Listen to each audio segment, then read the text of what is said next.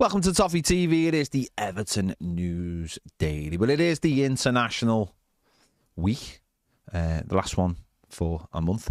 And some decisions need to be made, apparently, from the Everton squad. Kiernan Dewsbury-Hall has been offered a chance to play for Ireland, to become an Ireland international. He qualifies for them, and it looks like the Irish hierarchy are trying to spread their net a little bit wide, which is funny because a couple of the England players at the moment were Irish junior players. So for Ireland to pick up a player in his mid-20s to play for Ireland seems to be quite ironic. This is something Ireland used to be very, very good at many years ago when they were in their heydays of the 90s. It would be, I think, an attractive move for Dewsbury-Hall because it doesn't look like he's going to play for England. And with the next Euros being held in England, Ireland, Northern Ireland, Scotland and Wales, it would be very interesting. He could possibly play at Hill Dickinson Stadium. Possibly. I don't know how it all works out, whether if Ireland qualified they would play just the games in Ireland. I'm not sure. But of course, if they were to get out the group stage, that might change. So an interesting proposal. Obviously, Ireland are playing tonight. They are playing Armenia. Seamus Coleman and Jake O'Brien possibly could be involved in that game. You imagine they will do. They're not going to qualify for the World Cup, let's be honest. So you would think this would be for the next cycle, which would be the Euros. And that's how quickly it comes around. It'll be Euro 2028 and it'll be being played at Hill Dickinson, although it won't be allowed to be called Hill Dickinson for the tournament. So big decision for Dewsbury-Hall to make. One that maybe he should do if he wants to play international football. It could be a really, really good opportunity for him. Nick Cox has taken over his role as Everton's technical director. He's coming in from Manchester United. Had a big part there in the academy and bringing those academy players into Manchester United's first team. He is the last piece of the puzzle to come in for the Freakins to Everton after all of the incomings over the summer.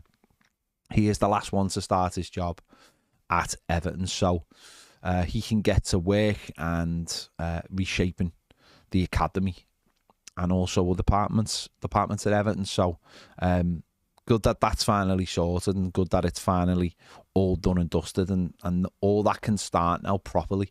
All the stuff behind the scenes at Everton. It is really important. We've been waiting for all these pieces, and obviously part of the transfer, bringing in players, was delayed because we hadn't had all the pieces in place by then as well. So everything's in place now. We can sort of get on with doing what we're doing, that Everton are doing, to change what's going on behind the scenes, and hopefully we'll see that with on-field performances. Hopefully sooner rather than later. We become more consistent, and obviously January as well, we're bringing in players. We'll have to see how that all shakes out.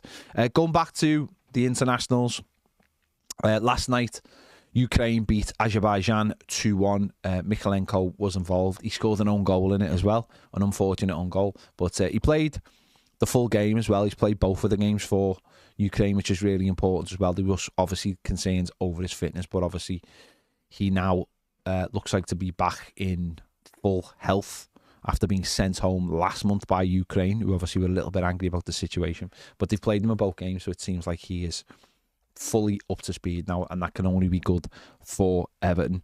Tom King was a substitute on the bench for Wales. They were beaten 4-2 by Belgium. Tyler Diblam came on for the last 25 minutes for England under 21s. They won 1-0. Tonight, as I said, Ireland play Armenia, and Seamus Coleman and Jake O'Brien should be involved. Senegal are playing Azizagana Gay and Iliman Ndiaye. You'd imagine be involved in that as well. And England play as well. They play Latvia, and Jordan Pickford will be involved in that game as well. As well as that, Everton under 21s are playing Bradford in the EFL Trophy. That kicks off at 7:30 as well. So obviously that's the tournament where our under 21s will play obviously stronger teams to try and get that progression going. This has been seen, as we've talked about on the channel, as a possibility of maybe some of the players who haven't started the season well, who have been on the bench, or even someone like Barry